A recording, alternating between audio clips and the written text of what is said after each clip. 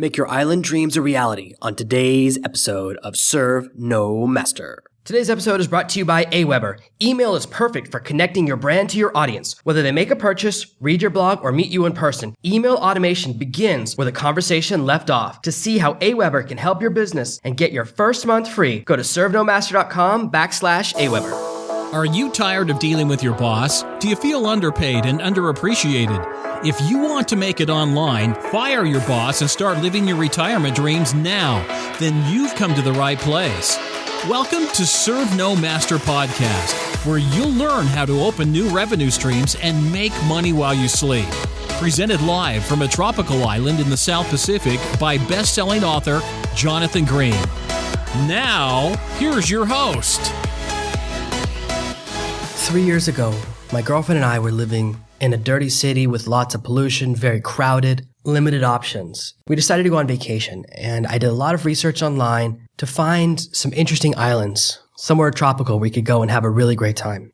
I found this island that I'd never heard of before that was an up-and-coming tourist destination, not very crowded, not very popular, not very expensive, and we decided to come and try for a month. 3 years later, we now live on that island. A little idea, a little trip. Once we got a taste, we knew it was the island life. When people first hear that I live on a tropical island, they make a host of assumptions, all of them dramatically wrong. They assume that I'm spending $20,000, $30,000, $50,000 a month to live here. They think the cost of living is super high. They think that I have no electricity, no water, no access to healthcare, all of these different issues. In the next episode, we're going to talk all about dealing with medical issues abroad. We'll go into detail there, but I can tell you that all of these assumptions are wrong. Where I live is much cheaper than anywhere I've ever lived in America, anywhere I ever lived in Europe. I have access to everything first world I could ever want. I can order stuff online and they deliver it to my house all the time. There's no transportation problems. I have high-speed internet. I have all the technology I need. Everything is first world in all the areas of infrastructure. The number one reason people don't live on tropical islands is lack of information. To find out how much it costs to live anywhere in the world requires about 30 seconds of Google search. 30 seconds of effort is all it takes to find out how much better your life could be if you decided to enjoy the island lifestyle. There are dozens of amazing islands around the world that are all wonderful for different reasons. When I was 30, I went on vacation to Hawaii for my birthday. I was in my mom's basement at the time. I saved up some money. I stayed on my friend's couch there. I didn't have enough money to rent a hotel for a month or anything like that. But spending time with someone who actually lived there, I discovered it's not that expensive. There are all these assumptions people make that Hawaii is crazy expensive because most people are foolish tourists. They stay in 5-star hotels, they stay in the tourist area, and they pay tourist prices, go to tourist bars. When you trap yourself in that circle, they're always going to charge you twice what anyone else pays. In fact, if you live in Hawaii, you get a little ID card, and when you go to the grocery store, you pay a lower price than anyone who doesn't have the ID card. They have a lower price for everything for residents. If you move to Hawaii, rather than visiting, immediately the prices drop in many areas. It's lack of research, lack of information, and honestly, it's pure laziness on the part of most people to not understand what it costs to live in different places. But I know you're an action taker, and we're going to go through together a couple of things that you want to check as you're deciding where to move. Now, the island lifestyle might not be the right answer for you. Maybe you want to live in an amazing, super advanced city in South America. Maybe you want to live in Europe. Maybe you want to live in Asia. There's options all over the world, whether you want to live in the mountains, whether you want to live in a big city. There are places where you can move that will cut your costs by 70 to 90%. My house where I live right now is more than twice as big as the apartment that I used to live in last time I was in America when I lived in Florida. Twice as big for less money. In that apartment, I was sharing with a roommate. So if we include the total price of that apartment, if I include his rent as well as mine, that apartment was much more expensive than this one. And where I live now, it's on the beach, it's paradise, it's cheaper, the internet's cheaper, electricity's cheaper, water's cheaper, food's cheaper, everything's cheaper. A little bit of research can change your life. When you're considering where to move, the first thing to consider is taxes. If you're an American, anywhere in the world you go, the United States wants to tax you. There are only 2 countries in the world that tax you no matter where you live, the United States and Eritrea. You probably haven't heard of Eritrea because no one's allowed to leave. It's considered to be one of the worst countries in the world. That's the reason people flee, and they want to chase anyone who actually escapes and try to get money from them by forcing them to pay taxes wherever they live. The United States has the same policy, unfortunately. But if you live abroad, spend most of your time outside the country, the first $100,000 you make every year as personal income is not taxed. If you make anything less than that, if you make $80,000 a year, $36,000 a year, $50,000 a year, if you move to another country, make that same amount of money, your tax obligations disappear. Every penny of your money that goes to taxes, you would get back. The average American pays around 30% in taxes. This means you would get an instant 30% pay raise just by moving to another country. Now, if you're from anywhere in Europe, we shouldn't even be having this conversation, because if you move to another country, you can make millions of dollars and pay no taxes. This is why billionaires often change their nations of residence, change their passports, because that tax obligations drop through the floor. And if you're from Europe, you don't have to pay any taxes no matter how much money you make, and that's amazing. For tax reasons alone, moving abroad is amazing. So there's only benefits as far as taxes. Now, you do want to, if you're American like me, you want to file taxes every year. I have an American bookkeeper that keeps track of everything for me for that very reason, to make sure I'm always on the up and up. I track everything. I pay my taxes every year. If you're from somewhere else, you don't have to do any of that. It's amazing. The second consideration, if you have children like me, is possibly education. You're worried about educating your children. Where can you send them to school? This is something I think about a lot now that I'm here. Most people in America consider education in other countries to be terrible, even though, as far as industrialized nations, America is considered to have close to the worst education available. There is no excuse for being pretentious. In the next episode, we'll talk about America's rank as far as healthcare, but I'll give you a little warning, it's also terrible. We have a great deal of hubris in the United States when we shouldn't have any. Our educational system is pretty close to abysmal. Right now, there are around 30 million Americans who are functionally illiterate. Many people can only read at a 10-year-old's level. The majority of our population can only read as good as a 10-year-old. That's a problem. That's not a sign that we have a great education system. Making the assumption that education in other systems will be terrible starts with assuming that education in America is great, which it's not. I personally am a big believer in home education now. The more I've studied education, the more I write about education in my books, having been a teacher for more than a decade, having seen how that system works, I would never subject my children to it. My plan when my children is old enough is to hire a full-time tutor. That tutor will cost me probably $500 a month. For a full-time, Western college-educated tutor to teach my children, it will cost me less than sending my children to public school every day in America and paying for their lunches. The cost of transportation, the cost of school lunches, the cost of the basic things outside of school, paying for books, that's more than it will cost me here to send my kids to school and have a private tutor, have someone amazing teach them. If you become proactive, you can find ways to educate your children. You can homeschool your children. You can give them more advanced education. The majority of what I learned in school was useless. The majority of what I learned in college on my master's program was useless because it doesn't teach you how to live in the real world, how to make money, how to deal with people, how to run a business, how to take care of your family, how to handle finance. None of that's covered in school. Instead, I learned advanced physics. I learned advanced history. I learned advanced mathematics. When's the last time trigonometry came up for me, let alone algebra or calculus? None of those things ever affect my life. Instead, math in high school should really cover bookkeeping. That would have changed my life. There are so many subjects we learn in high school that are a waste of time. Most people, when they think about school, they're so caught up in the debate about whether they should teach our kids evolution or teach them creative design. Who cares? That's so irrelevant. It will not affect your children's ability to make money if they believe in evolution or if they believe in creative design. Whichever side of that argument you're on, it's so irrelevant. You're arguing about and you're focusing on something that will not affect your children. Lawyers who believe in evolution do not make more money than lawyers who believe in creationism. We're caught up in the wrong debates. We should be more interested in teaching our children skills that will give them the ability to compete internationally, bring back manufacturing jobs to America, and increase their income. That's all I care about for my children. I want my children to be able to make enough money to self-support and have a nice life. That's what I care about. You can call me a capitalist or a mercenary. I just want my children to have a good life, and I focus with my efficiency, just like we talked about in the previous episode. We talked about the importance of using your time well. I would rather use school time well. When I was in school, my time was mostly wasted. The first couple of schools I went to were too low for me. According to intelligence tests that I took as a child, I'm in the 99.97th percentile. If you put me in a room with 1,000 people, 3 people will be as smart or smarter than me, according to those tests. These days, there are loads of scientists, lawyers, doctors that are all smarter than me, as far as I'm concerned. I think those tests are really only measuring ability, but according to them, I was the smartest kid in school. I would be in school, sitting in these classes, finish my homework before the day was up. I would come home from school, all my homework completed. I was so far ahead of where the other students were. Teacher with 30 kids in the room cannot effectively teach to each person in the room. There will be kids at the beginning and kids at the end. The smartest kids get ahead, get bored, get into trouble. The slowest kids can't keep up, feel like they're left behind, lose interest, get into trouble. It doesn't matter if you were smart or slow. Your teacher often was unable to meet your needs because of ratio problems, because there were too many students, and they're not allowed to move students in America into groups based on how smart you are, where you are in the class. It's considered unfair in our educational system to teach to the smartest students. You have to teach to the slowest student, and then you have all of these problems because the other kids get bored or the slowest student feels isolated. I don't want my children to go through that. I don't know if my children will be really smart or if they're going to struggle, but I want them to have that personal touch that lets them learn at their own rate. I want their time to be used efficiently. It's a waste of time for a smart student to sit in classroom and to listen to a lesson that they understood in the first 5 minutes. But it is also a waste of time for a student who is at the back of the classroom, the bottom of the rankings, to listen to a lesson that they don't understand because they didn't understand yesterday's lesson. Both students' time get wasted, and you know I hate time waste.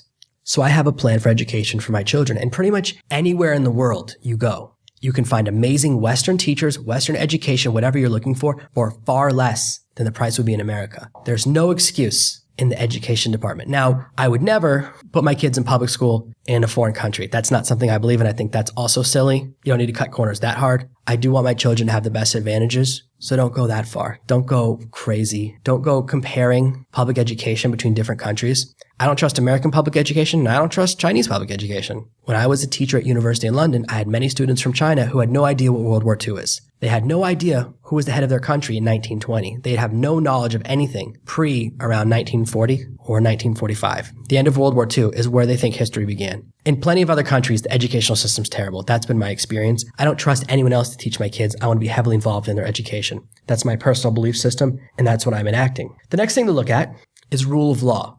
One of the ways the United States government and many Western governments try to keep you trapped is by fear. They convince you that other countries are wild, wild west. When my father heard about where I was living, he often asked me about beheadings and gunfights. The murder rate where my father lives is about 50 times higher than here. Anywhere in America has a much higher murder rate than most other places. And it's often about where you live. There's dangerous neighborhoods and safe neighborhoods. In every country, there's places you don't want to go. Brazil has safe and dangerous places. America has safe and dangerous places. Canada even has dangerous neighborhoods. Making the assumption that the entire country is dangerous is often based on false information because you can look up the murder and crime statistics for every country in the world. Again, the only reason you have false information is because you never typed a search into the internet. You can type in the name of any country, murder rate, and it'll pop up with the statistics. You can see how safe or dangerous it is.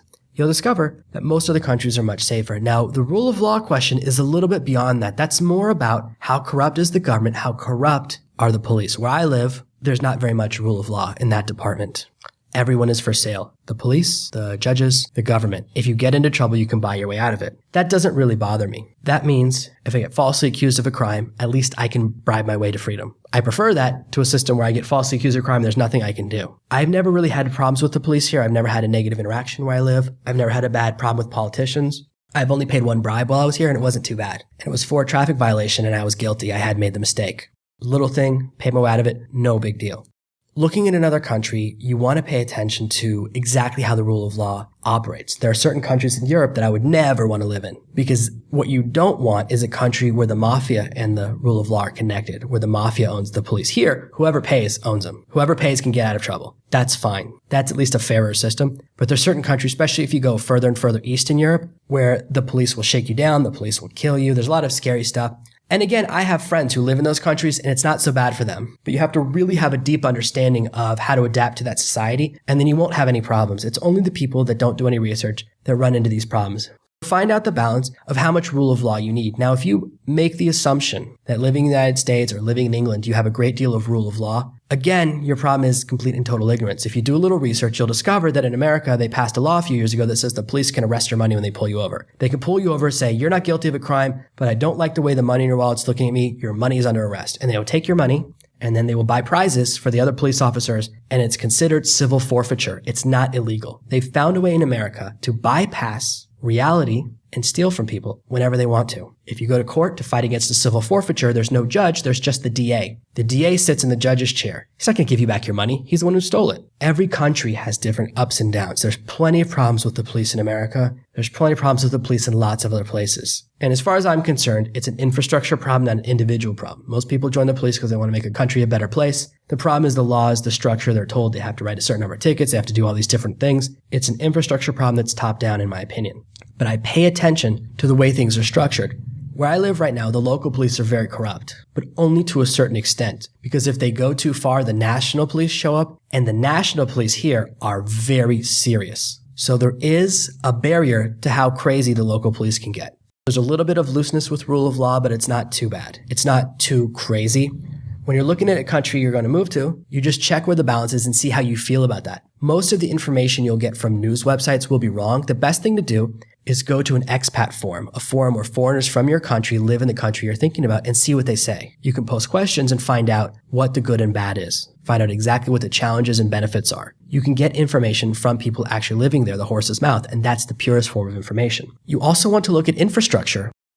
What's the electricity like? What's the water situation like? What's the internet situation like? What about the mail? The mail where I live is 100% untrustworthy. If you mail me a letter, it probably won't arrive. The mailman will probably steal it. However, if you send me any type of package, it will always arrive. All of the delivery services, even the national mail, if it's any type of package, sometimes I order stuff from other countries and it comes in the mail. They always bring it because you have to pay the import duty. I've never had a problem with that, but anything as far as regular mail, totally unreliable here. It's not a problem because when's the last time I wanted a letter anyways? I learned about the infrastructure, found a way to adapt, and realized it's not a problem for me. Most of the mail you get in America is bills anyways. It's not happy. Electricity where I live, the power goes out about once a week for a little while. That's why I live somewhere that has a strong generator. Power goes out, they fire up the generator, everything's fine. Every little problem has a solution. Now, when I was here 3 years ago, sometimes the power would go out for 3, 4, 5 days. It would go out for a long time. That was a problem. That's why I waited 3 years to move here. I needed to do some major changes to my business to be able to live somewhere in case the power go out for days at a time. It doesn't happen anymore. Now, the longest it goes out for is 8 or 12 hours. As long as the generator's running, I'm fine. My laptop has batteries anyways. I can do most of my work. Looking at water here, the water out of the tap is undrinkable. So everywhere, there's services that deliver those 5-gallon barrels of water that you put in the little water machine upside down. I have 2 of those water machines in my house, and the price around here is $1 a barrel. So 5 gallons of pure water costs $1.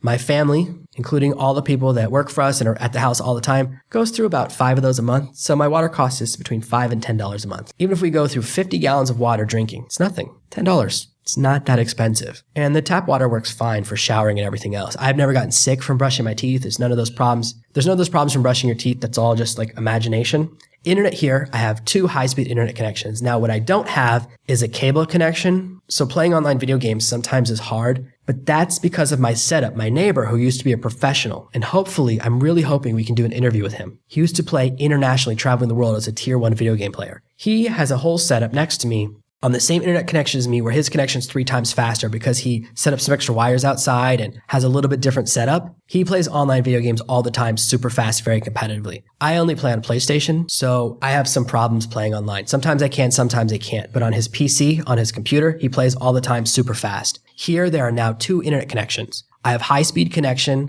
One's 25 megabyte download and one's 7. So they're both pretty fast, and they each cost me around $50 a month. So for $100, what most people in America pay for a basic internet and TV package, I have a high-speed connection and a backup connection. And my phone can dial America anytime I want. I can buy minutes, and it sounds just like I'm in America. People can't tell where I am. The signal's so good. So these pieces of infrastructure, I did the research, everything's great. When you're looking in other countries, check out the infrastructure, see how things operate, ask these questions, read the forums by expats who live there, and you could discover exactly what it's like. A little bit of research will show you that the cost of living isn't as bad as you thought. The cost of living where I live is very low. You can live here like a king for less than most people make in America. And you can live like a champion if you're doing all right. There's a lot of opportunity in different countries. There's amazing countries all over the world, islands, cities, mountains, whatever you want to live, that are way cheaper. The cost of living is lower. When you're choosing an island, you can look for the different things that you want. I personally want to surf. If I didn't want to surf, I would probably consider some different islands, to be honest with you, to be completely open. But where I live has so many amazing surf spots, and I love water sports. I love surfing, kayaking, stand-up paddling, surfing on a stand-up paddleboard, all of these amazing things, swimming in the ocean. I love swimming in the ocean with my kids, swimming in the ocean with my dog. I love taking my dog for kayak trips, all these amazing things. I love being in the ocean. That was a big factor in choosing this island. If I wanted a lot of infrastructure, I would possibly choose another country nearby or possibly choose another island that has even faster internet. My decision-making calculus included deciding how important that outdoor aspect is. And I love that. I love the weather. I looked at that as an element. For you, if you hate water sports and you really like infrastructure and you want to go to really nice restaurants, then you might choose a different island. My island has no good restaurants. There is nowhere here that I go out to eat. There is one hotel restaurant that I order lunch from every once in a while, and it's pretty good, but that's it. There's no restaurant I go out to because we can cook better in the house. Some of my friends who really need 5-star restaurants, they live on other islands for that exact reason. They need the 5-star experience. It's what they want. So find the balance of what's important to you, the type of sports you want to deal with, the type of culture you want, the type of living situation. There's other places that are more developed and more crowded that have much nicer houses, much more sophistication. You can have your own house with a nice pool and a bunch of flat screen TVs and speakers inside of the pool and all those things. We don't have that here. It's not that fancy here. It's not futuristic, but it's really good and it's enough for me. I'm very happy here. Finding what you want just takes a little bit of research and it's not as expensive as you think. One of the challenges is leaving people behind.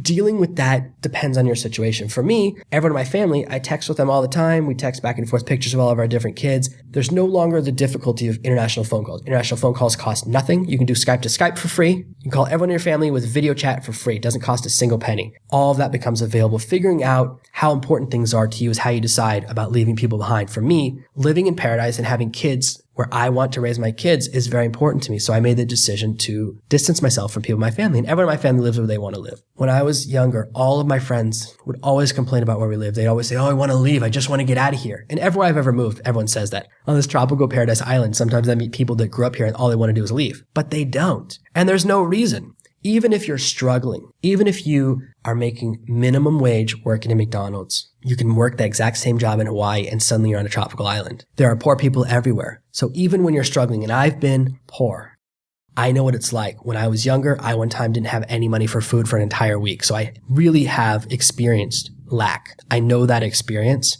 There's still no excuse. There's homeless people everywhere. Might as well be homeless somewhere nice. That's why homeless people go to Miami. At least they get to be somewhere warm. I understand that. Don't create excuses. Don't create barriers. If you want to live somewhere better, if you want to live somewhere amazing, you can. Shopping everywhere in the world now. You can order stuff online and it'll get to your house. No problem. Anything I want, I can order. It'll be here within 2 weeks. If I want something really fast, I can have it here within 48 hours. But I order stuff all the time. When I wanted a brand new iPhone, I ordered it, showed up in the mail. No problems. Yes, the regular mail is sketchy here, but any package delivery always works and it's wonderful. All of these things are available. So 90% of the American amenities are available where I live, and they're available in most places in the world. One of my favorite things about where I live is how much I help the local economy.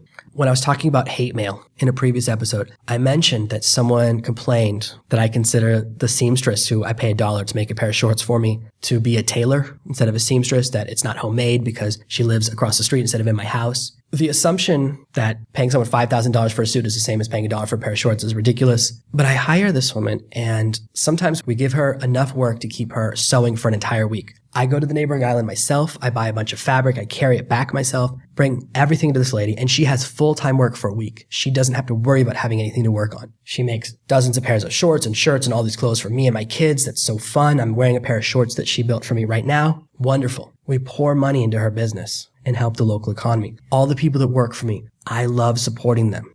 I recently got a message from someone who accused me of taking advantage of locals. I found it interesting because it's someone who lives on the same island as me but doesn't hire anyone. When my family moved here, the first thing we did is find out the average wage on the island. We found out what other people pay for nannies, what other people pay for different services. I pay double for almost every single person who works for me. One of my nannies ran into trouble with a loan shark recently. Showed up at her house, started threatening her kids. We paid him off. One of my nannies was having problems with her kids because she didn't have a TV in the house. The kids had nothing to do all day. They were going to the neighbor's house getting into trouble, so we bought her a TV. We're able to do little things because of how hard I work, because of the payoff for my hard labor. I'm able to help out the people who work for me, and I care for them greatly. I pay them at least 50% more than anyone else with a similar job makes on the island. We give them raises and prizes all the time. So when someone accused me of being a bad boss, that's horrible. We support large families, and we pay more than anyone else. There are people who live within 100 yards of me, who have employees, have nannies, that they pay half what I pay. I pay the most because I want to pump the money into the economy. I want to take care of these people. I know they support their families. I know they support their kids. So we always pay more than everyone else. It's a way of giving back, and you can do that when you move somewhere else. The more money you pump into the economy, the better. Many people, they go to Jamaica or other countries, they stay in a 5-star resort, and they imagine that the money will trickle down to the economy, but it doesn't because they're owned by international corporations. All the money you spend when you're staying on cruise ships or nice hotels is often, it goes right back to America. The money doesn't even stay in the country. I help a lot of people around me, and it means a lot to me, and it means a lot to them. If you ask any of the people who work for me, they would say how happy they are and grateful they are to have a job. Some of the women who work for me were out of work for more than a year before they got a job with me, and their families were having problems. Now, if their kids are sick, we help them. If they need money, we help them. They have work, they have employment, and there are about 70 or 80 people who directly live off of the money that I put into the local economy. If you move to another country, you can really help other people. you can make a difference. If you move to a country where everyone makes $50 a month and you pay everyone $200 a month, you are helping lives one step at a time. You're providing new opportunities for them to grow and learn skills and improve their chances in life. Those are all good and wonderful things. They're not selfish things. One of the best things about leaving where you live behind is escaping all the politics and the stress. Every time I look at the news from America, I'm so glad I'm gone. I don't have to deal with any of that stress, and it's so nice. Moving to a tropical island, moving to another country has loads of benefits. If you just do a little bit of research, you'll discover it's not nearly as expensive as you initially thought, and most of the reasons you haven't moved yet are based on misinformation. A little bit of research, developing a little bit of a strategy, following the financial plans we put together in previous episodes, you can make a nice income and actually give yourself a raise just by leaving behind all of your tax burdens. You can live in paradise, make more money, spend less money, help out the local economy, and live your dreams. That's why I love living the island lifestyle. Thank you for listening to this week's episode of Serve No Master. Make sure you subscribe so you never miss another episode. We'll be back tomorrow with more tips and tactics on how to escape that rat race. Head over to servenomaster.com/podcasts now for your chance to win a free copy of Jonathan's bestseller, Serve No Master. All you have to do is leave a 5-star review of this podcast. See you tomorrow. Thank you for listening to this episode of the Serve No Master podcast. Follow me at facebook.com/servenomaster.